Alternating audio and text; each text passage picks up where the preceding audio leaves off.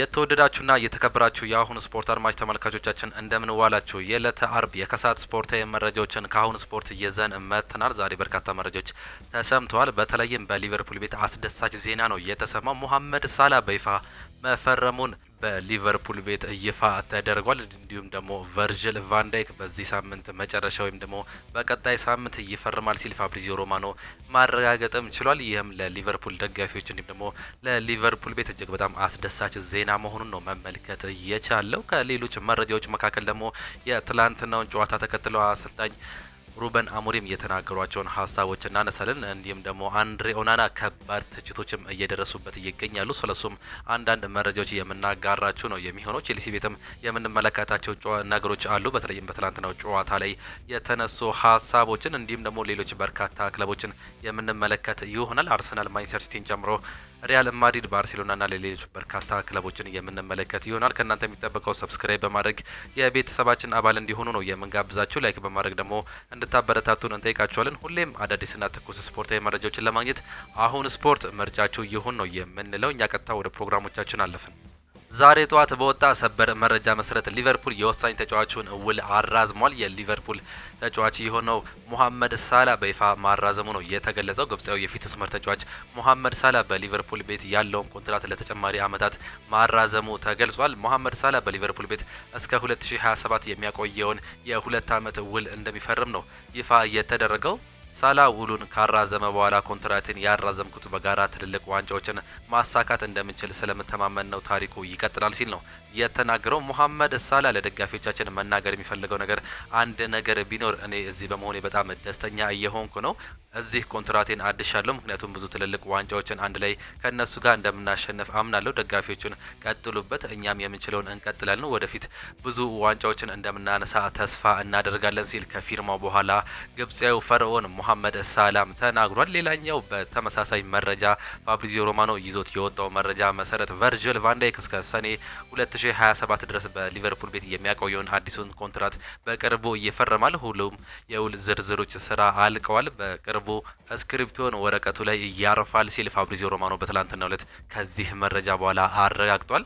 ሊቨርፑል በዲን ሁይሰን ላይ ጽኑ ፍላጎት ካላቸው ክለቦች መካከል አንዱ ነው። ባለፈው ሳምንታት ከሱ ካምፕ ጋር በስብስብ ላይ ውስጥ አድርገዋል። ነገር ግን ቅናሾች እንደሚቀርቡ አይታወቅም ሲል ዘ አትሌቲክስ በትላንትናው ዕለት አስነብቧል። ኢብራሂማ ኮናቴ ስለ ቨርጅል ቫን ዳይክ አንድ ቀን ካንተ እጠብቃለሁ፣ ከዛም ነው ጠንክሬ የምሰራው አልኩት። ምን ያህል የጨዋታ ሰው እንደሆንኩኝና ሽልማቶችን ማግኘት እንዳለብኝ ነው የምሰራው። ከቨርጅል ቫን ዳይክ ጋር መጫወት በጣም ጥሩ ነገር ነው። አንዳንድ ጊዜ ሰዎች እሱ ብቻ እየተጫወተ ነው ብለው ያስባሉ። ጥሩም ጨዋታ ሲኖር እሱ በቨርጅል ቫን ዳይክ ምክንያት ነው ይላሉ። እንደዛም ሆኖ ግን እኔ አልቀናም፣ ግን ሁሉም የእሱ ጨዋታን እመለከታለሁ፣ እሱ በጣም ያሳድገኛል ሲል ኢብራሂማ ኮናቴ ስለ ካፕቴኑ ተናግሯል።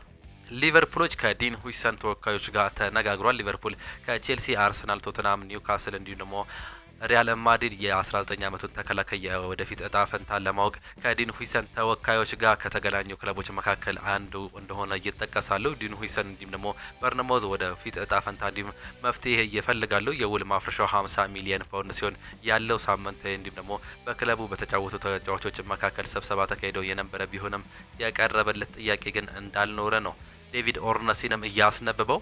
አሁን ላይ ባለው ሁኔታ ሊቨርፑል እንዲሁም ደግሞ አርሰናል አዲስ አጥቂ ለማግኘት ገበያውን ከሚመኙት ክለቦች መካከል ሁለቱ ከሊያም ዴላፕ ቀድመው ቅድሚያ የሚሰጡት ተጫዋች አለ ሲል ዘ አትሌቲክስ አስነብቧል። እነዚህ ተጫዋቾች በአሁኑ ሰዓት ላይ አጥቂ ፍለጋ እንደሚወጡ ነው ዘ አትሌቲክስ እያስነበበው። ዶሚኒክ ሶብዝ ላይ እርስ በርሳችን እንነጋገራለን፣ ሞክ በዚህ መቆየት ይፈልጋል፣ እዚህ መሆን ይፈልጋል፣ ከኛ ጋር መቆየት ይፈልጋል፣ ይህንንም አስነብቦናል ነግሮናልም ሲል ዶሚኒክ ሶብዝ ላይ ተናግሮ ነበር። በዚህም እንግዲህ ትላንትና የተናገረውን ዛሬ መፈረሙን ነው ይፋ እየተደረገው።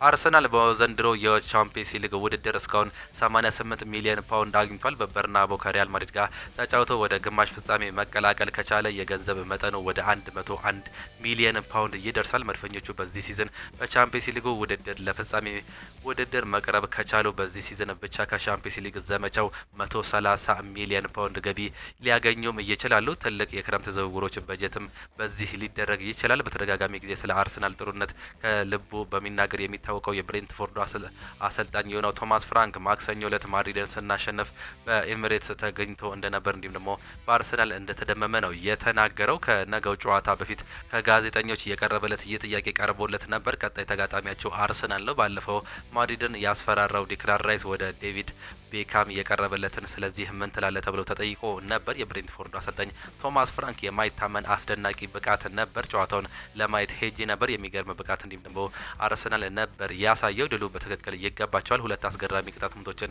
ከራይስ ተመልክተናል። የመጀመሪያው የሚገርም መልኩ በግድግዳው በኩል አዙሮ ነው። ሁለተኛው ደግሞ ቶፕ ኮርነር ላይ ነበር ያስቆጠረው፣ እጅግ በጣም የሚያስገርም ነበር። ዋው አርሰናል ምን ያህል ደረጃ መጫወት እንደሚችሉ ያሳያል ሲል ተናግሯል አሰልጣኝ ቶማስ ፍራንክ። አርሰናል በክረምት በቅድመ ውድድር ዝግጅት ላይ ወደ ሲንጋፖር በማግናት ከኤሲ ሚላን እንዲሁም ደግሞ ከኒውካስል ጋር የወዳጅነት ጨዋታ እንደሚያደርግ ተገልጿል። ሁለቱም ጨዋታዎች 55,000 ደጋፊዎች በሚይዘው ስቴዲየም እንደሚደረግ ነው የተዘገበው። ይህም በክረምቱ የሚደረገው ሁለቱ የተመረጡ ጨዋታዎች እንደሆኑ ተገልጿል። ሜን በሰበር ዜና መልኩ ማንቸስተር ዩናይትድ ቪክተር ኦሲሜንን ለማስፈረም ከሚያደርገው ጥረት ራሱን ማግለሉን ዘግቧል። በክለቡ ሰዎች ከቪክተር ኦሲሜን ዝውውር ራሳቸውን ለማውጣት ወስነዋል ሲል የማንቸስተር ኢቪኒንግ ኒውስ አስነብቧል። ሜንም ይህንን ነገር ማረጋገጥም ችሏል። ጆሹዋ ዚርክዚ በማንቸስተር ዩናይትድ ስላጋጠማቸው ከባድ ያለ አጀማመር ተጠይቆ ነበር። ከቡድን ጋር ለመዋሃድ ምቾት ለመፍጠር ትንሽ ጊዜ ያስፈልግሃል። ከቡድን አጋሮች ጋር ግንኙነት ለመፍጠር እንዴት እንደሚጫወቱ መመልከትና በሜዳ ላይ እንዴት ከነርሱ ጋር መጣመር እንዳለበት ማወቅ አለበት። ሁሉም ነገሮች በመጀመሪያ ቀን አጠናቀቃለሁ ማለት ዘበት ነው ሲል ነው ስለ አጀማመሩ ሀሳቡን እየሰጠው።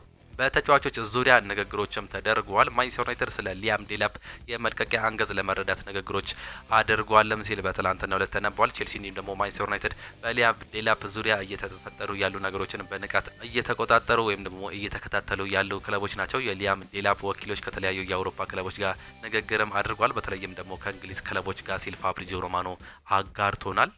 ፖል ስኮልስ እንዲህ ይላል። ይህን የምናለ አፌን ዘግቼ ብቀመጥ ኖሮ እያለ ይሆናል። ምን ለማድረግ እንደሞከረ እርግጠኛ አይደለውም። በጣም መጥፎ ስህተት ነው እየሰራው ሲል ስለ አንድሬ ኦናና ተናግሯል። በተለይም ትላንትና እየሰራው ስህተት በበርካቶች ትችትን እያስቀረበበት ይገኛል። ምናልባት ይህ ተጫዋች በቀጣይ ዓመት በማንቸስተር ዩናይትድ የመኖር እድሉም ጠባብ ነው የሚሉ መረጃዎች ናቸው ከትላንት በኋላ መናገር የቻሉት። በተለይም አዲሱ የክለቡ ባለቤት የሆነው የአይኑስ ባለቤት የሆኑት ሰር ጂም ራትክሊፍ በሜዳው እንደነበሩ ይታወቃል። ይህንንም ነገር መታደማቸውን ተከትሎ በቀጣይ ዓመት ይህንንም ተጫዋች የመሸጥ አንዱ እቅድ ሊኖራቸው እንደሚችል ነው መረጃዎች እየወጡ የሚገኙት። ፖል ስኮልስም ትላንትና በዚህ ተጫዋች ላይ ሀሳቡንም አጋርቷል። ሌኒ ዮሮ ግብ ያስተናግድንባቸው ቅጽበቶች በጣም አስቀያሚ ነበሩ። በዚህ መልኩ ተከላክናል። ቢሆንም ለእያንዳንዱ ነገር ዝግጅት ማድረግ አለብን፣ ቀጣዩን ጨዋታ እናሸልፋለን ሲል ተናግሯል። ሩበን አሞሪም ስለ አንድሬ ኦናና ስህተቶች ሲናገር ዋናው ነገር ቀጣዩ ጨዋታ ላይ ማተኮር ነው። አንዳንድ ተጫዋቾች ስህተት ሲሰራ መላ ቡድንም ስህተት ይሰራል። እናም በዚህ መልኩ እንቀጥላለን ሲል ተናግሯል። ጋዜጠኛ አሁንም ድረስ በኦናና ተስፋ አለ ብሎም ተጠይቆም ነበር። አሞሪምም ሲል ቀጥል ተመሳሳይ ነገር ማድረጋችንን እንቀጥላለን፣ በቂ ልምምዶችን ማድረግ፣ ጨዋታዎችን በተተን በማድረግ ጥሩ አሰላለፍ በመምረጥ እያንዳንዱን ጨዋታ ለማሸነፍ መሞከር ነው የኛ እቅድ ሲል ነው የተናገረው። ማንቸስተር ዩናይትድ በሻምፒየንስ ሊጉ ተሳታፊ ለመሆን ከሚያስችላቸው መንገድ ረጅም ርቀት ላይ ይገኛሉ። እነርሱ ወደዚህ ደረጃ ከመድረሳቸው በፊት በዝውውር መስኮቱ ብዙ ገንዘብ ወጪ ማድረግ ይጠበቅባቸዋልም ሲል ፖል ስኮልስ አክሎም ተናግሯል። የማንቸስተር ዩናይትድ ደጋፊዎቹ ከትላንትናው ጨዋታ መጠናቀቅ በኋላ በኤክስ ከፍተኛ ሁኔታ እያነሱ የሚገኙት ነገር ይህ ነው። ክለቡ በአንድሬ ኦናና ላይ በማች ፊክሲንግ ሆም ተብሎ ጨዋታ ውጤት በመወሰን ዙሪያ ምርመራ ማድረግ አለበት። ይህን ሆም ብሎ ያደረገው የሚገኘው ነገር ይሆናል ሲሉ ነው እየተደመጡ የሚገኙት። በተጨማሪም ማርክ ጎልብሪጅ ይህ የደጋፊዎች ጥያቄ ኦናና ምን ያህል የወረደ ግብ ጠባቂ እንዲሁም ብቃት እያሳየ የሚገኝ ተጫዋች ነው ሲል የገለጸ ሲሆን ኦናና በዚህ ክረምት የመልቀቅ እድሉም በጣም ሰፊ ነው ሲል ነው የገለጸው። ማንቸስተር ሲቲ ከኤሲ ሚላኑ አማካይ ቲጃኒ ሬንደርስ በክረምት የዝውውር መስኮት እስከ 42 ሚሊዮን ፓውንድ በማውጣት ለማስፈረም ፍላጎት እንዳላቸው ካልቺዮ መርካቶ እያጤኑበት እንደሆነ ነው እየገለጸ የሚገኘው። ሌላኛው ማንቸስተር ሲቲዎች የኒውካስሉን አማካይ ብሩኖ ጉማሬዝን ለማስፈረም ፍላጎት ለማደስ ተዘጋጅተዋል ሲል በትላንትናው ካልቺዮ መርካቶ ድጋሚ አስነብቧል። ተጫዋች በበርካታ ክለቦች ይፈልጋል። በአሁኑ ሰዓት ላይ ደግሞ የሮድሪ ተተኪ በማድረግ እንግዲህ ይህን ተጫዋች የግላቸው ለማድረግ በዴብሪኖ ቦታ ይፈልጉታል ሲል ነው የተነበበው። ሌላኛው በዴብሪኖ ቦታ የሚፈልገው ፍሎሪያን ዊርትዝ ነው። ይህንንም ተጫዋች በክረምቱ ኢላማ ያደርጉታል።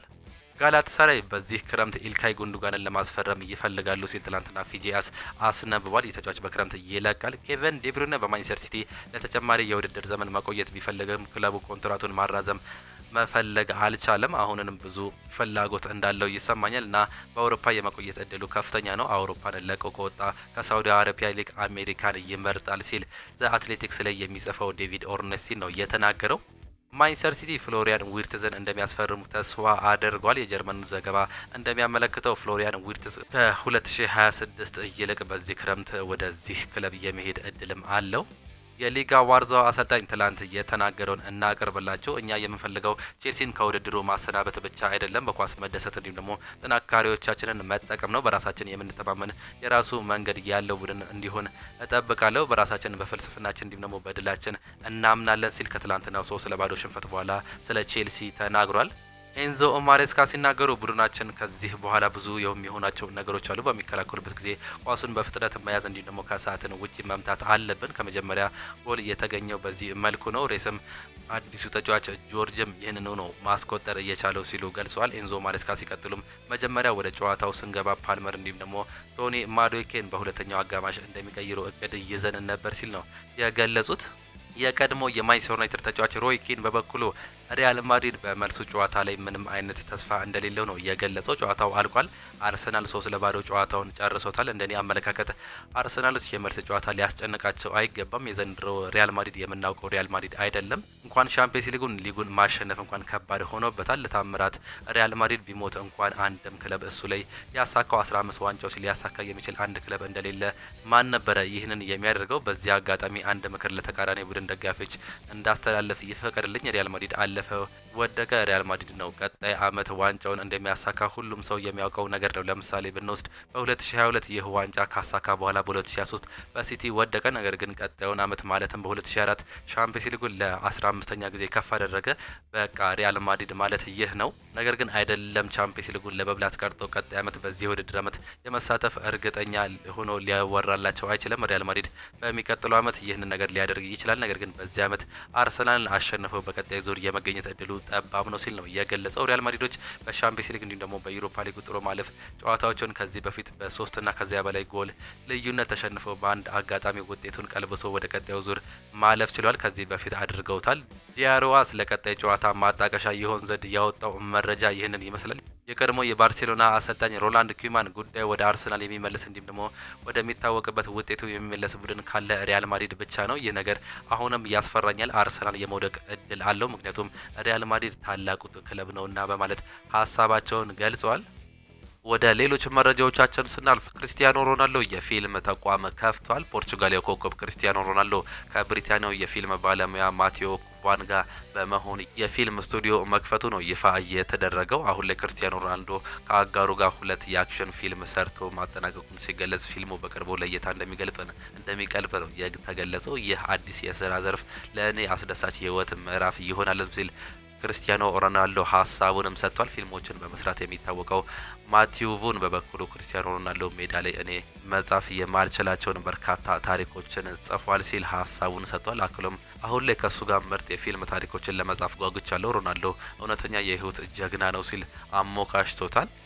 የሳምንቱ ምርጥ ተጫዋች ማን ይሆናል? በሳምንቱ አጋማሽ እየተካሄዱ የአውሮፓ ሻምፒየንስ ሊግ የሩብ ፍጻሜ የመጀመሪያ ዙር ጨዋታዎች ተከትሎ የሳምንቱ ምርጥ ተጫዋች እጩዎች ይፋ ተደርጓል። በዚህ መሰረት የአርሰናሉ ዲክላን ራይስ እጅግ በጣም የሚያስገርሙ 2 ቅጣት ምት ጎሎችን ያስቆጠረው በሳምንቱ አጋማሽ ዲክላን ራይስ አንደኛው ተጫዋች ሆኗል። ሌላኛው ደግሞ የኢንተር ሚላኑ ባስቶኒ ነው። ይህም ተጫዋች በኢንተር ሚላን ድንቅ እንቅስቃሴ ማድረግም ችሎ ነበር። የፒኤስጂው ክራቭስኪሊያም ሌላኛው የተመረጠ ተጫዋች ሲሆን የባርሴሎናው ሌቫንዶውስኪም በ2 ጎሎች እንግዲህ ለባርሴሎና እጅግ በጣም ድንቅ ምሽትን ማሳለፍ ችሎ ነበር። እነዚህ 4 ተጫዋቾች በእጩዎች ውስጥ መካተትም ችለዋል። አርሰናል ዲን ሁይሰንን ማስፈረም ይፈልጋል። ስፔናዊ የበርነማውዝ ተከላካይ ስፍራ ተጫዋች ዲን ሁይሰን በታላላቅ የአውሮፓ ክለቦች ኢላማ መደረጉን ዘ አትሌቲክስ አስነብቧል። የሰሜን ለንደኑ ክለብ አርሰናል የተጫዋቾች ፈላጊ በመሆን ሲነገር የነበረው ሳምንቱ ወኪሎችን እንዳነጋገሩ ነው እየተገለጸ የሚገኘው። አሰልጣኝ ሚኬል አርቴታ አዲሱ ስፖርቲንግ ዳይሬክተር አንድሪያ በርታ የተጫዋቹ ትልቅ አድናቂ መሆናቸው ተናግሯል። አርሰናል በቀጣይ ኪቪየርን የሚሸጡ ከሆነ ዲን ሁይሰንን ያስፈርማሉ ተብሎ እንደሚጠበቅ ነው የተገለጸው። በተጨማሪም ሊቨርፑል ሊቨርፑል፣ ቶተንሃም፣ ኒውካስል ዩናይትድ፣ ሪያል ማድሪድ እና ቼልሲ የተጫዋቹ ፈላጊ ክለቦች መሆናቸው ነው የተገለጸው። የተጫዋቹ ኮንትራት ማፍረሻ 50 ሚሊዮን ፓውንድ መሆኑ የተገለጸ ሲሆን የ21 ዓመት ስፔናዊ ተጫዋች በበርካታ ሪያል ማድሪድ እንዲሁም ደግሞ ከነ አርሰናል፣ ሊቨርፑል፣ ኒውካስል ዩናይትድ ጋር ስሙም የተገያየ ተጫዋች መሆንም ችሏል። አርሰናል የትኞቹን የአጥቂ ስፍራ ተጫዋቾች እየተመለከተ ነው የሚለውን ደግሞ እንመልከት። መድፈኞቹ በሚቀጥሉት ክረምት የፊት መስመራቸውን ለማጠናከር ንቁ ተሳትፎ እያደረጋሉ ተብሎ የሚጠበቅ መሆኑ ነው የተገለጸው። መድፈኞቹ በአሁኑ ሰዓት ላይ ቤንጃሚን ሴስኮ ላይ ጥርጣሬ እንዳለባቸው ሲነገር ተጫዋቹ በቀዳሚነት ከያዙ የአጥቂ ዝርዝሮች ውስጥ እንደማይገኝ ዘአትሌቲክስ አስነብቧል። አርሰናል በአሁኑ ሰዓት ላይ አሌክሳንደር አይዛክ እንዲሁም ደግሞ ቪክተር ዮኬሬስን ለማስፈረም በቀዳሚነት እንደሚገልጹም ተገልጿል። ማንቸስተር ዩናይትድ እንዲሁም ደግሞ ቼልሲ ቤንጃሚን ሴስኮን ለማስፈረም ፍላጎት ማሳየታቸውም ተዘግቧል። በሌላ በኩል መድፈኞቹ በመስመር አጥቂ ቦታ ላይ ኒኮ ዊሊያምስ እንዲሁም ደግሞ አንቶኒ ጎርደንን በመመልከት ላይ መሆናቸውን ዴቪድ ኦርነስቲን በዛ አትሌቲክስ ላይ አስነብቧል። ፖል ስኮልስ በአንድ ወቅት ስለ ኮቢ ማይኖ እንዲህ ሲል ተናግሮ ነበር። ከተመለከቷቸው ተጫዋቾች ለዚነዲን ዚዳን በጣም የቀረበው ተጫዋች ነው። እሱ ኳስ ሲይዝ እንዲሁም ደግሞ ሲቀበል ተጫዋቹን አታለው ማለፍ ሲችል እጅግ በጣም እንደ ዚነዲን ዚዳን ተመሳሳይ ተጫዋች ነው። ገና እድሜው ትንሽ እንደሆነ ይታወቃል። ራሱን በትልቁ ማሳደግ የሚችል እጅግ በጣም ድንቅ ተጫዋች ነው ሲል አሞካሽቶታል። ማንቸስተር ሲቲ ተጫዋች ማስፈረምም ይፈልጋል። ማንቸስተር ሲቲ በክረምት የተጫዋቾች የዝውውር መስኮት የተከላካይ ስፍራ ተጫዋች ማስፈረም እንደሚፈልግ የተገለጸ ሲሆን ማንቸስተር ሲቲ ለማስፈረም ከተመለከታቸው ተጫዋቾች ቀዳሚ የቶተንሃሙ ተጫዋች ኡዶጊ ቀዳሚ መሆኑን ፋብሪዚዮ ሮማኖ አስነብቧል። ቶተንሃም ተጫዋቹን እንደ ቁልፍ ተጫዋች የሚመለከት ሲሆን ቶተንሃም ተጫዋቹን እንደ ቁልፍ ተጫዋች የሚመለከቱት መሆኑን ተከትሎ ለማንቸስተር ሲቲ ቀላል እንደማይሆን ነው የተገለጸው። በትላንትናው ጨዋታ ላይ በጉዳት ምክንያት ተቀይረው የወጣው ኦዶጌ በአሁኑ ሰዓት ላይ በማንቸስተር ሲቲ ራዳር ውስጥ መሆኑን ተገልጿል። የርገን ክሎፕ በክብር እንግድነትም ይገኛሉ። የቀድሞ የሊቨርፑል አሰልጣኝ የነበሩት የርገን ክሎፕ በሚቀጥሉት ወር በሊቨርፑል ፋውንዴሽን የገቢ ማሰባሰቢያ ዝግጅት ላይ እንደሚገኙም ተገልጿል። አሰልጣኝ የርገን ክሎፕ በገቢ ማሰባሰቢያ ዝግጅቱ ላይ የክብር እንግዳ ሆነው ንግግር እንደሚያደርጉም በይፋ ተገልጿል። ሊቨርፑል በአመቱ ለክለቡ ፋውንዴሽን እርዳታ ገቢ ለማሰባሰብ ትልቅ እንግዶችን የሚገኙበት አመታዊ ዝግጅትም ያዘጋጃል። የሊቨርፑል ፋውንዴሽን የክብር አምባሳደር የሆኑት አሰልጣኝ የርገን ክሎፕ በቡድኑ ከለቀቁ በኋላ ለመጀመሪያ ጊዜ ወደ ሊቨርፑልም የሚመለሱም ይሆናል። የሊቨርፑል ፋውንዴሽን ወደ ምን ያህል ስራ ያህል እንደሚወስደው ምን ያህል ያውቃል። ጥሩ ስራቸውን እንደሚቀጥሉ ለማገዝ ጓጉቻለሁ ሲል አሰልጣኝ የርገን ክሎፕ ተናግሯል። የርገን ክሎፕ በተጨማሪም ሊጉን ለማሸነፍ የተቃረበው ሊቨርፑል የመጨረሻ ጨዋታውን ከክሪስታል ፓላስ ጋር ሲያደርግ በስቴዲየሙ እንደሚገኙም ነው የተጋበዙት። የሪያን ግራቨንበርች ወኪል ጆዜ ፎንሴ ሮድሪጌዝ ግራቨንበርች 16 ዓመቱ እያለ ባርሴሎና እሱን ለማስፈረም ወደኛ ይደውል ነበር። ነገር ግን አባቱ እንዲሁም ደግሞ እኔ ለእድገቱ ቅድሚያ ሰጠን። እሱ እዚያ ላሉ ክለቦች ለመጫወት በቂ ነው፣ እንደምንወዳቸውም እንደምንፈልግም፣ ነገር ግን ሊቨርፑል በጣም ብዙ ገንዘብ ይጠይቃሉ፣ አሁን ላይ የማይሆን ነገር ነው ሲል ሀሳቡንም ሰጥቷል። ቨርጅል ቫን ዳይክ እንዲሁም ደግሞ ሞሐመድ ሳላ ከአርኔ ስሎት ጋር ያላቸው ግንኙነት በመቆየታቸው ላይ ያለው ትልቅ ለውጥ ሊያመጣ ይችላል ሲል ፋብሪዚዮ ሮማኖ በትላንትናው ዩቲዩብ ገጹ ላይ አስነብቧል። ግራቨንበርች ለማድሪድም ይመጥናል ሲል ወኪሉም ተናግሯል። ኔዘርላንዳዊ የሊቨርፑል አማካይ ስፍራ ተጫዋች ሪያን ግራቨንበርች ለሪያል ማድሪድ ቢፈረም ደስተኛ እንደሚሆን ነው ወኪሉ እየተናገረው። ሪያን ግራቨንበርች ለሪያል ማድሪድ ለሚጫወት ብቁ ነው ሲል ወኪሉ እየተናገረ ሲሆን ለማድሪድ ቢጫወት እመኛለሁ፣ ነገር ግን ሊቨርፑል ትልቅ ሂሳብ ይጠይቃል በማለት ነው እየተናገረው። አክሎም ሪያል ማድሪድ እሱን አስተውሏታል ብዬ አስባለሁ፣ ነገር ግን በአሁኑ ሰዓት ላይ የማይነካ ይመስለኛልም ሲል ነው ሀሳቡን መግለጽ እየቻለው። አርሰናልን ካላሸነፉ ይባረራሉም ተብሏል። ካርሎ አንቸሎቲ በሪያል ማድሪድ ቤት ያላቸውን ቆይታ አጣብቂኝ ውስጥ ገብተዋል። ኤሚሬትስ ላይ በተደረገው ጨዋታ መራር ሽንፈትን ያስተናገዱት ሎስ ብላንኮቹ በቀጣይ በሜዳቸው በሚደረገው ጨዋታ ላይ ማሸነፍ ካልቻሉ ነገሮች ይከብዳሉ ነው የተባለው። ማርካ ይዞት በወጣው መረጃ መሰረት ሪያል ማድሪድ በቀጣይ ከሻምፒየንስ ሊጉ የሚሰናበት ከሆነ ካርሎ አንቸሎቲ ይሰናበታሉ ሲል የፋብሪዚዮ ምንጭን አድርጎ መናገርም ችሏል። ሳውዲ አረቢያ ቪኒሲየስ ጁኒየርን ለማስፈረም እያደረገች ያለችው ጥረት አመርቂ ውጤት እያስገኘም አይደለም። ይልቁንስ ቪኒሲየስ ጁኒየር ማድሪድ ጋር በተጨማሪ ኮንትራት ዙሪያ እያደረገ ያለው ድርድር በጥሩ ሁኔታ ላይ ነው የሚገኘው። እናም አሁን ላይ ቪኒ በሪያል ማድሪድ የሚያቆየውን ኮንትራትን ለመፈረም ከጫፍም ደርሷል ሲል አስነብቧል። ዲን ሁይሰን የኔ ቅርብ ጓደኛ ሪያል ማድሪድ እንዲሁም እኔ ማስፈረም እንደምፈልግ በተመለከተ የሚያወራውን ዜና ልኮልኛል። እናም እሱ ሪያል ማድሪድን መቀላቀል እንዳለብኝ ምክርም ሰጥቶኛል ሲል ዲን ሁይሰን በሪያል ማድሪድ መፈለጉን እጅግ በጣም እንዳስደሰተው ነው የገለጸው። ትሬንት አሌክሳንደር አርኖልድ የሪያል ማድሪድ ተጫዋች እንደመሆን ይጠበቃል፣ ምክንያቱም የተለወጠ ነገር የለም ሲል ፋብሪዚዮ ሮማኖም ተናግሯል። ሃንሲ ፊሊክ ጨዋታው ገና አልተጠናቀቀም ሲል ነው የተናገረው። የባርሴሎና ዋና አሰልጣኝ ሃንሲ ፊሊክ ቡድናቸው ከትላንት በስቲያ ምሽት ባስመዘገበው ውጤት ለመጨመሪያው ጨዋታ እንደማይዘናጋ ነው የተገለጸው። ገና ግማሽ ፍጻሜ መድረሳችን አልተረጋገጠም ያሉት አሰልጣኝ ሃንሲ ፊሊክ እግር ኳስ በእብደት እየተሞላ ነገር ነው፣ ለዚህም ምን ሊፈጠር እንደሚችል አናውቅም በማለት ነው የተናገሩት። አክሎም ወደዛ ስንሄድ ዛሬ ባደረግነው ጨዋታ እንደተደሰተን እናውቃለን፣ ይህን ነገር ለመድገም ወደ ጀርመን እንሄዳለን ሲሉ ነው ሀሳባቸውን የሰጡት አሰልጣኝ ሃንሲ ፊሊክ። አያይዘውም ላሚን ያማል በጥሩ ሁኔታ ላይ መሆኑን አረጋግጠዋል።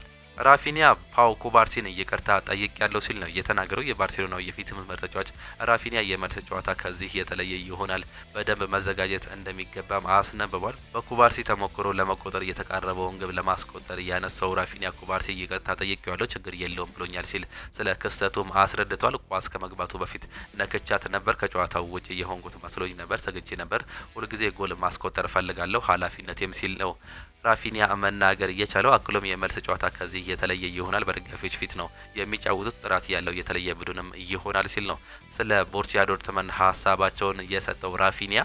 የሴሪያ የወሩ ምርጥ ተጫዋችም ታውቋል። የ2024-25 የውድድር ዘመን የጣሊያን ሴሪያ የወራ መጋቢት የወሩ ምርጥ ተጫዋች ይፋ ተደርጓል። በዚህ መሰረት የሮማው የፊት መስመር ተጫዋች የሆነው ዱብቪክ የመጋቢት ወር የሴሪያ ምርጥ ተጫዋች ተብሎ መመረጡንም የተመለከተ ነው። አርቴም ዱብቪክ በወሩ ባደረጋቸው 3 የሴሪያ ጨዋታዎች ሮማን አሸናፊ ያደረጉት 3 ግቦችንም ማስቆጠርም ችሏል። የተወደዳችሁና የተከበራችሁ የአሁኑ ስፖርት አድማጭ ተመልካቾቻችን ለዛሬ የነበረን ስፖርታዊ መረጃዎቻችን ይህንን ይመስል ነበር። ፕሮግራሞቻችን እንዴት ታያችኋቸው? ሀሳብ አስተያየታችሁን ኮሜንት ቦክስ ላይ ልታጋሩ እንችላላችሁ። የዛሬ የከሳት ፕሮግራሞቻችን ግን ይህንን ይመስሉ ነበር። በነገው የጠዋት ፕሮግራሞቻችን እስከምንገናኝ ድረስ ቻው ቻው። መልካም ጊዜ፣ መልካም ምሽት ይሁንላችሁ።